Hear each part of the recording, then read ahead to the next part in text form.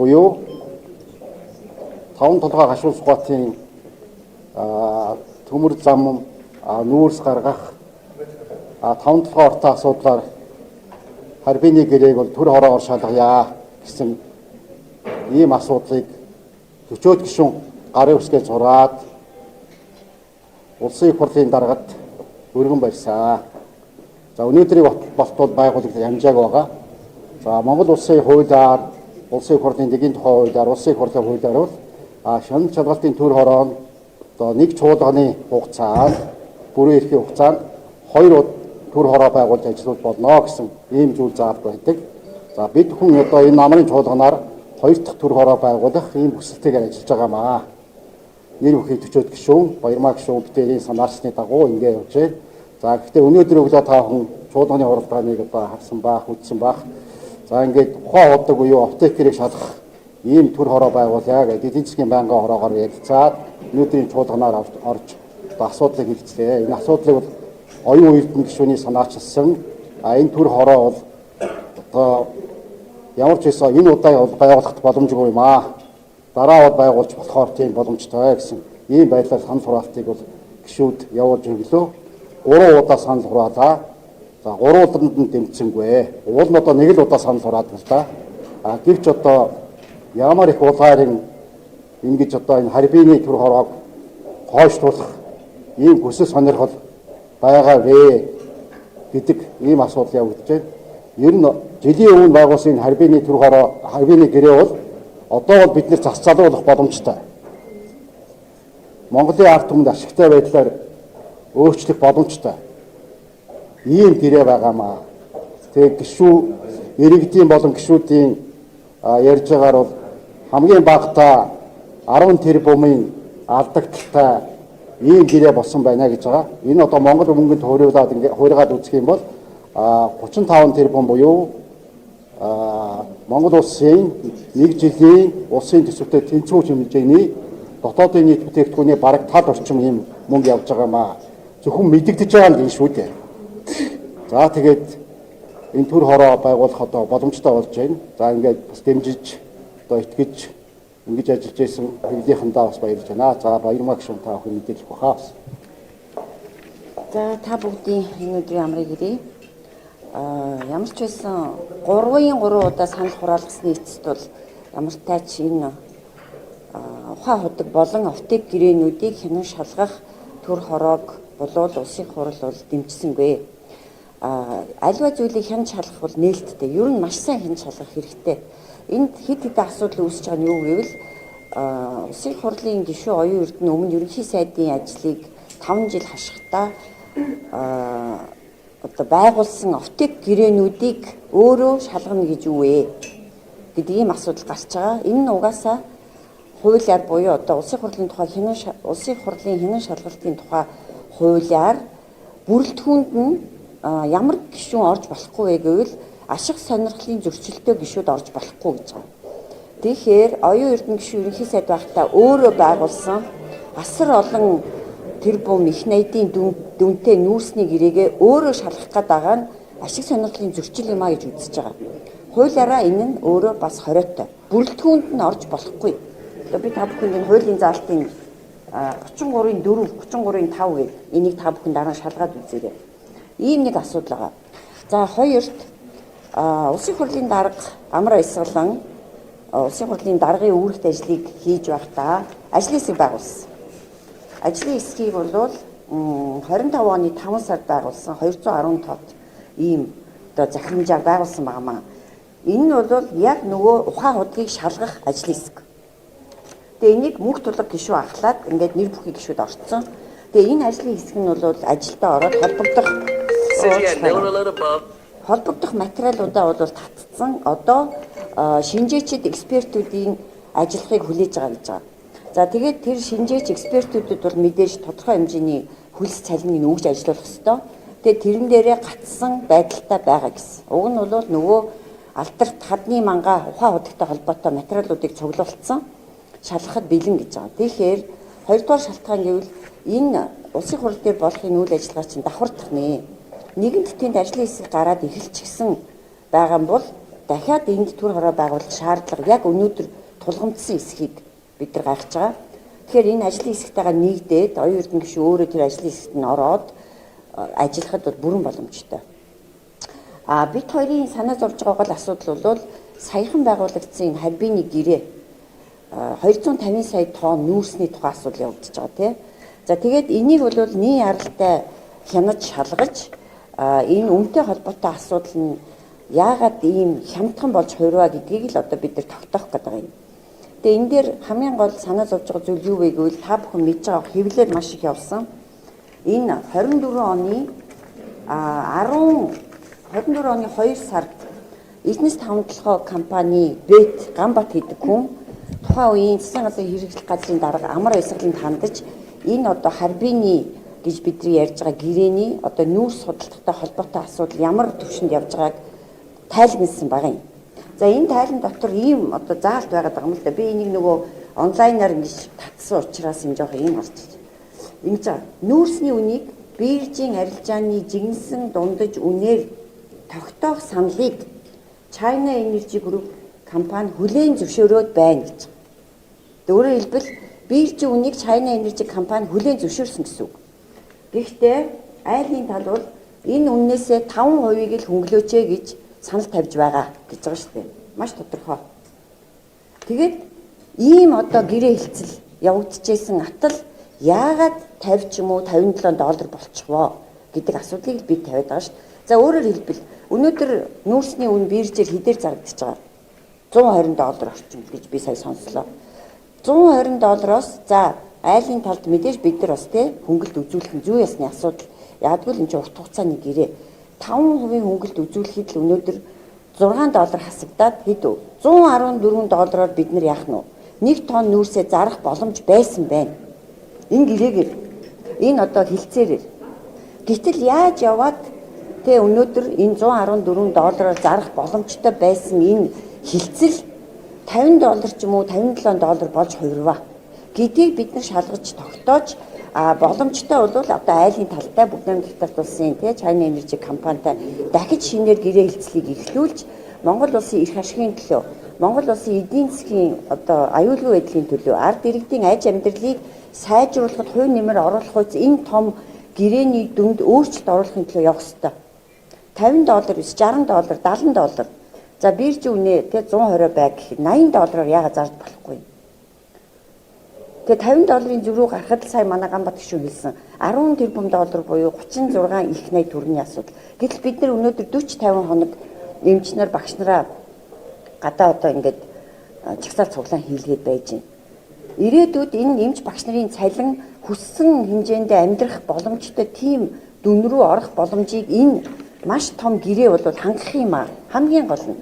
Тэгэхээр энэ нэгэнт дүнгиж хэрэгжиж эхэлж байгаа тул нийт аралтай энэ гэрээндээ боломж нь гарвал хянаж шалгасны үндсэн дээр өөрчлөлт оруулахыг бол бид нар засгийн газарт шаардах бол. Тэгжээж Монгол улсын иргэдийн эрх ашиг нэмэгдэн нөгөө үндсэн хуулийн заасан газрын доорх баялаг бол олон нийтийн иргэдийн өмч гэдэг тэр жинхэнэ утгаараа хэрэгжинэ. За тэгээ одоо бит хоёр бол нэг зүйлийг санаа зовж байна. Одоо айгүй бол за нөгөө Баярмаа Гамбатнаар ухаан удгийг шалгах гэсэн чинь эсэргүүцээд унлаа гин. Би бол бүр мэдчихээн. Тэгээ би хариуцлагатай хэлье. Оюун эрдэнэ ерөнхий сайд асан түүний багийн хаан бид хоёрын хувьд бол ухаан удаг гэдэг компанитай ямар ч холбоо харилцаа юу ч байхгүй. Тэр MCS гэдэг компани бүр нэг ширхэгч одоо ямар нэгэн одоо юу гэж хэлбэ би бүр мэдэхгүй байна. Ямар ч харилцаа холбоо тэдний эрх ашигыг илэрхийлэх сонирхол өчүүхэн төдийч байхгүй. Тэр компанид бид хоёр хизээч ажиллаж байгаагүй. Миний хувьд бол намайг их холбодог ямар ч холбоо байхгүй. Холбоо байдаг бол тагнуул цагдаагараа шалгаад тогтоогоод намайг одоо хэрэг тат. Тэр энийг би зориуд хэлж байгаа. Одоо эндээс ахуулаад балбаад эхэлнэ ойлгож байна. Ухаан удгийн нөгөө хадны мангааг шалгах гэсэн чинь нөгөө Баярмаа саад боллоо гэх байх л та. Тэр тийм биш ээ. Бид хоёр бол эхлээд энийг санаачлаад явж ирснийг та бүхэн санаж байгаа. 9 сард дөнгөж санаачлал гаргаад чуулга эхлэнгүүд. Тийм ч учраас бид хоёр бол энийг булаалгачлаа гэж айсан. За тэгээ азар яг өнөөдөр 3 удаа санал бас хууль бусаар хурааж штэ. Нэгсэндээ дэмжигдэхгүйгээд яваад байхад дахин хураасаар атал дэмжсэнгүй.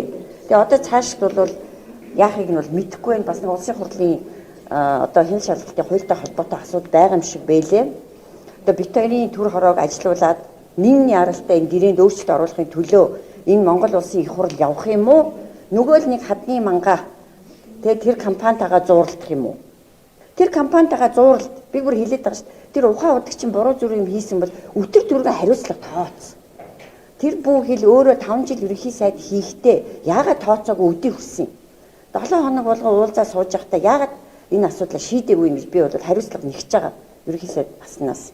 За ийм байна. Тэгэхээр бит хоёрын төр хороо бол одоо ингээд боломж нь гараад ажил нь эхлэх байх гэж найдаж байна. Гэхдээ сая бас мэдээлэл авсан чинь 3 удаа санал хураагаад гурвууланд нь дэмжигдэхгүй болохоор бит хоёр гараад явсны ард дээр Монгол ардын намынхан тэр техник төхөөрөмж бол алдаатай байна гэсэн асуудал ярьсан байна. Зарим нэгэн гишүүд татгалцаар атал бишээ дэмжсээр атал татгалцснаар орчлоо. Тийм учраас дахин санал хураа гэж санал тавьсны шалгахад тэр хоёр нэр бүхий гишүүд дэмжснээр орсон байлээ.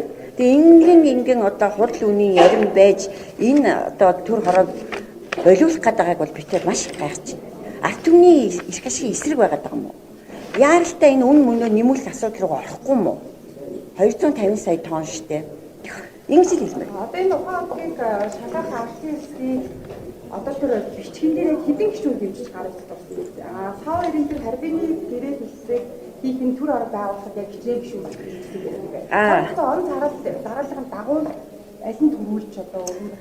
Бит хоёрын дээр бол 40 гаруй гишүүн зурсан. Оюурд нь ерөнхий сайд дасныхтай 33 гишүүн зурсан байлээ. Хуулиараа бол 32 гишүүн зурж байж тэг бичих нь бэлэн болно. За бит хоёрын хувьд бол 9 сарын сүүлээс эхлээд гарын үсгээ зураад явуулж ирсэн. За зурх гэжсэн гишүүдийг бас дарамтлах эсвэл гуйх тийм үйлдэлүүд хийгдсэний үндсэн дээр зурна гэжсэн гишүүд болох.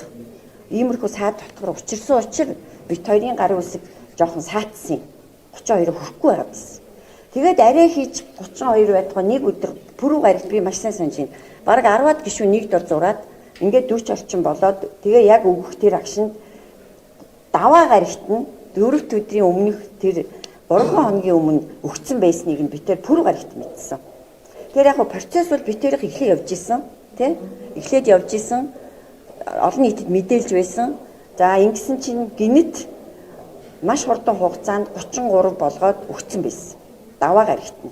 Битээр пүрэв гарагт өгөхийг завдсан. Тэгэхээр яг ажиллагаа бол битээрх эхэлсэн байхгүй да. Цаг хугацааны хувьд тий?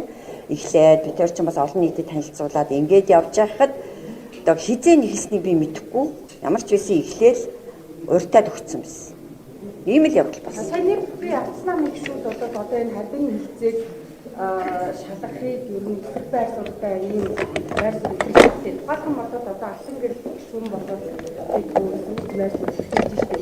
Тэр яг ухаан одоо шалгах хэрэгтэй. Харбины гэрээг бол шалгахгүй маа гэдэг агуулгаар ер нь хандж байгаа цаашдаа бүлэг ер нь бас энэ дээр яг байр суурь хөдөлмөл биш гэж харагдаж байна.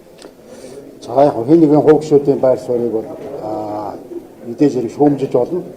Гэхдээ тэр гишүүний өмнөөс бол хин нэгэн одоо тайлбар комент хийдэг шаардлага алгаа. За мэдээж хэрэг тухайн үеийн засгийн газарт нь хамтарч ажиллаж байсан байж болно. За тэр утгаараа харбины гэрээ хийсэн засгийн газар чинь оюун эрдэнэ засгийн газар шүү дээ. Тэгээд ерөөсөө бид нар одоо буруу зүгт одоо буруу галт хэрэгэнд буруу автобусан суусан бол хамгийн түрүүний мэдсэн буруу газар руу явж байгаа тэр зогсоол дээр хамгийн түрүүнд бууж авах хэрэгтэй үстэй. Тэгээд зөв чиглэлгүй өөр автобусаас олд юм уу? Галт хэрэгнээс аваад яг зөв чиглэлгүй явж байгаа галт хэрэгэндээ сууж ээж бид нар явах хэрэгтэй. Тэрийг айлтахаар эрт мэдчихээ сайн байхгүй юу? Энийгээ засчихъя. Тэгэхээр айлтахаар Монголын ард түмэнд ашиггүй айлтахаар одоо Монгол хохиролтой ийм имийг л улам цааш нь явуулаад засах боломжгүй цаг хугацааны үед ийм болох гэдэг юм уу гэсэн ийм харлах сэрлэг төрж байгаа. Тэгээд цаанаа энэ хэдэн нөхдүүд одоо бүлэглэж ажиллаж байж магадгүй тийм байдалтай бай. Ингээ харахад бол харбины гэрээ байгуулах гэсэн санаачилсан тэр өдрөөс эхлээл энэ үйл явц бол байн өрнөж байгаа.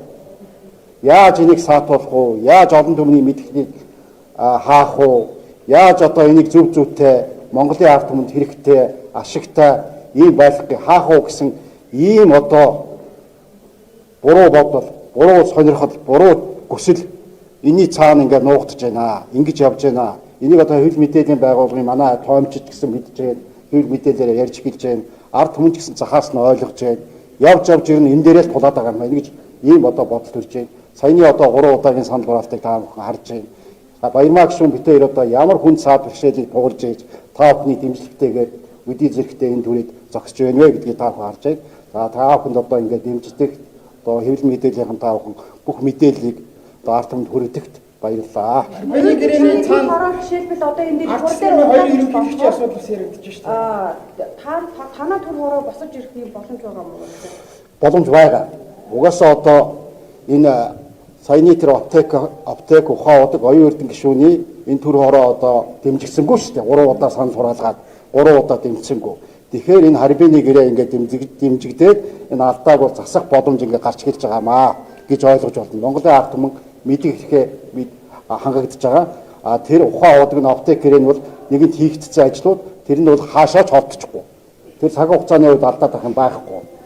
Тэгээд энэ дээр бол бас нэг зүйлийг хэлэхэд хувийн гөвчлийг ад үздэг. Ийм байж болохгүй. Ер нь хаана хувийн гөвчл өнгөтэй өөдтэй юм хийж чаддаг. Тэр улс орон хөгжиж байгаа шүү дээ. Тэр байтугай Америкийн нэгдсэн улсад чинь 100 компани бараг Америкийнхаа өөрийнх нь улсаасаа илүү тийм баян ажлын байр бий болгодог ийм компаниуд ингэж ажилладаг. Meta тэгээ одоо та бүхэн мэднэ. Microsoft энэ гэх ийм компаниуд байдаг. Манай ч одоо ийм компаниуд олноороо бий болох ёстой. Аль хоор тэднэрүүгээ ад үздэг, ийм байдлаар дайрдаг, ийм ойлголтыг хүмүүсийн толгой суулгахын тулд одоо сүүлийн үеийн засгийн газрууд маш их ажиллаж байна. Харин энэ ажиллаж байгаа засгийн газрууд хулгаатайгаа тэмцсэн, арай одоо наашилсан ийм засгийн газар ажиллаж байгаа мó гэсэн ийм сэтгэл төрж байна. Түүний одоо нэг илэрхийлэл гэхэд өнөөдөр одоо валютын анш багч гэсэн бууж байна шүү дээ. 2-3 төгрөгөөр. Тэрнээс хулгай дээрээ эвлэрдэг, худал дээрээ эвлэрдэг, хуйлддаг. Хэдхэн хүмүүс тэндээс одоо баяжиж завшижээдэг. Дараа нь гадныхандаа нээж Монголын ард түмнийг сорж байдаг. Тэгээ улсын хурлд одоо чагсаалтаар ч юм уу янз бүрийн байдлаар орж ирчээд ах トゥ хамаатнараа төрийн компанид ажилладаг. Ийм байдал улс орны хувьд бол үнэхээр хэцүү болчиход байгааг та бүхэн харж байгаа үстэй. Харбины гэрээг оролдох юм бол ард нь танаа намаас сонгогдсон хоёр ерөнхийлөгч Илбүтэрж Батталга нарын асуудал ч юм уу яригдж шүү гэдэг өнгөйсийг оюун эрдэнэ гишүүн чуулган тамхис хэлсэн гэдэг. Тэгэхээр энэ та энийг одоо болио гэдэг ийм улс төрийн өнгөйстэй сануулга байх үүсэхгүй нэ. Энэ дэр юу бодолтой байна? За улс төрийн сануулга юм уу, зам хэлэх юм уу тэр мөрийг одоо мэдэхгүй. Гэхдээ тэр ямар нэгэн албан тушаалтай байсан тэр ерөнхийлөгчтэй холбогдсон инээдэр эдрийн бол бидний хувьд хамаагүй. Бид хүм ганцхан Монголын ард түмний эрх ашигттай өргөсөн тангарахтай үнж ард түмний эрч болж ажиллахын үед тэр талдаа л ажилланаа. Тэгээд нөгөө талаар бол татвар төлж байгаа тийм ээ. Хувийн гүшил өнгөтэй өөдтэй хийж байгаа энэ юмнуудаа бас буруутгадаг. Хадны мангаагаар одоо сая манай Баярваа гишүүний хэлдгээр ямар нэгэн мангаагаар айлгадаг, мохоодог тийм ийм зүйл одоо тороолуудаараа ажилуулдаг. Хувийн одоо гэрээлийн байдалд нь халддаг ийм увайгүй юм хэрэгс битэрсэн байгаа та бүхэн мэдж байгаа шүү дээ. За энийг одоо ийм юмнаас одоо үйл одоо хайхан улс орныхоо эрх ашигт нийцэж ард түмнийхээ төлөө ажиллах болно. Үндсэн хуулинд одоо тэр байгалийн баялаг, байгалийн нөөцөл Монголын ард түмэнд одоо өөр өгөөжтэй зарцуулагдах ёстой. Тэгсэн бол сая хэлсэнчлэн багш нарын цайлан өнөөдөр тэтгэвэр энэ эмчнэрийн цайлан Монгол улсын эдийн засаг одоо 3 дахин илүү байх боломжтой байлаа шүү дээ. Энийг одоо авчрах боломж бол ахаад нэг 5-10 жил байна. Тэр бид нар алдаагаа зарч чадах юм бол энэний төлөө л одоо битээр явж байгаа юм шүү гэдгийг дахин давтан хэлье. Баярлалаа. Ойшилсан шүү дээ. Энэ хоёр саний шалгалтаар зэрэг байгууллагаар явах боломжтой юм. Яаж Харин нөгөө хуулиараа нэг чуулганы бүрийн эрхийн хугацаанд 2-оос дээш төр хороо байгуулж болохгүй гэж заасан. 2-оос эхнийх нь болохоор Батнайрамл гишүүний оюутлоготой холбоотой төр хороо байгуулагдсан. Тэгээ хоёр дахь буюу ганцхан квот үлдсэн байсан юм. Тэрийг бол мэдээж улсын хурлын гишүүд бүгд мэдчихсэн. Тэгээд бит хоёр тэр квотн дээр нь энэ харбины гэрээг хянан шалгах төр хороогоо байгуулах гэж явж байхад тэр одоо квотыг л урьдчилаад авчиж байгаа юм л да нэгсэндөө. Нэгтгэх боломж байхгүй л дээ. Одоо бит хоёрыг ч юм бол саяхан байгуулсан энэ 3 сард байгуулсан харбины гэрээ оюун эрдэнэ ерөнхий сайдын шалгах гэдэг байгаа ч юм бол өөрийнхөө ерөнхий сайд байх хийж явах үедээ байгуулсан офтек гэрээнүүдээ шалгах гэдэг байгаа шүү. Ухаан худгийг оруулаад. За тэгэнгүүт энэ дээр бүр гайхаад байгаа.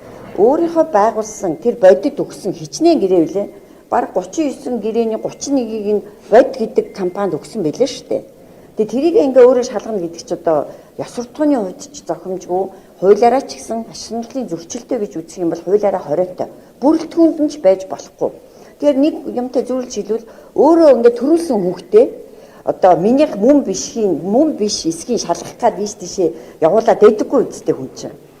Тэрэн шиг одоо өөрийнхөө байгуулсан аптек гэрээг өөрөө одоо яана гэж ингэ шалгах гээд байна. Тэрийг нь ойлгохгүй байна. Гэхдээ шалгаж болно. Тэр бол нээлттэй.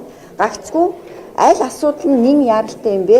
Тэрийг эхлээд шалгах боломжийг яагаад хаагаад таслаад байгаа юм бэ? Тэгээ өнөөдөр энэ авирлж байгаагаар те нэг удаа хураалаа, хоёр удаа хураалаа, гурван удаа хураалаа. Тэгээ гурван удаа хураасны эцэстээ дахиад хүчингүй болгочлоо гэж сонслоо. Тэгвэл энэ улсын хурал ер нь байх хэрэгтэй мүү? Нэгэнт батлагдсан энэ одоо тогтоолоо тэ нэгэн дэмжсэн, нэгэн дэмжээгүйгээ дэмжээгүй нь олох болоод байхад заавалчгүй энийг дэмжүүлэх гээд байгаа нь ямар ашиг сонирхол байгаа юм бэ? Өөрөөр хэлбэл бит хоёрын тэр харьбины хилцээрийг л хянан шалгах ажиллагааг л хойшлуулах гэдэг гэж харж байгаа. Шулах байл. Гавь гишүүн сонгуулиар МСС-ээс сандаа болсон байсан л да. Тэгэхээр та сая яриандаа хэлж байна. Үндэсний компаниг ад үзлээ энэ МСС-ийг өөрөө байгаа юм шүү гэдэг ийм мөнгө ийсэн. Би ер нь буруутай бол энэ төрийн эрхэнд байгаа төрийнх нь буруутай. Хуулийн гишүүдийг би буруутай гэж үзэхгүй байна. Угаасаа 30 жилийн өмнө бид нэр үндсэн хуулиараа чөлөөт зах зээл энэ компани эрхчлөө энэ бүхнийг сонгосон. Тийм учраас бол хуулийн гишүүд одоо татвар төлж байна, өнгөтэй өөдтэй бүх юмнуудыг хийж байна. За төрөхээр тэд нар бол өөрийнхөө юмнаас хязгаарч хулгай хийдэг. Төрөхээр төр хамаг юмыг авч байна. Тэндээс хулгай хийж байна, дуур хийж байна. Хэдхэн хүн одоо төрийн нэртэйгээр одоо Монголын ард түмний баялаг нөөцийг үл завшиж байна. Ийм л юм явж байгаа шүү дээ. Аль болохоор хуулийн гишүүд ихсэж, сайжирч ард түмэн дээр өөрөө одоо өмчтэй болж ингэж байж л одоо улс орон хөгждөг. Тэр замаар би эргэл боцолтгүй сонгосон. Тэрийг л дэмжиж явж байгаа. Бүх хуулийн гишүүдийг би дэмжинэ. Тий. Надад бол зөндөө олон компани ханд өгдөгөө. Өгч байгаа тий. Өгчээсэн сонгуулиар. Бүгд хуулийн дагуу явсан. Тэрнээс бол ааж хичээ зовоод авах юм ерөөсөө алга. Өшөөж өгөөсэй гэж бодож байна. Сонгуульд гарахдаа би хуулийн гишүүдийн төлөө явна, Монголын ард түмний төлөө явна гэж л сонгуульд оролцдог.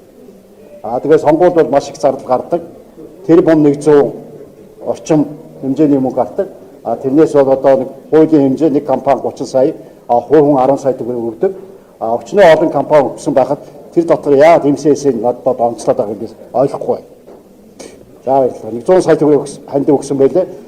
МСС компани 2-3 компаниас надад бол бараг 300-400 сая төгрөгийн ханд өшөө олон компаниудаас өгсөн шүү дээ. За баярлалаа. Ганцхан үг хэлж энэ корпорациудтай холбоотой Америкийн нэгдсэн улс өнөөдөр дэлхийн номер 1 эдийн засаг.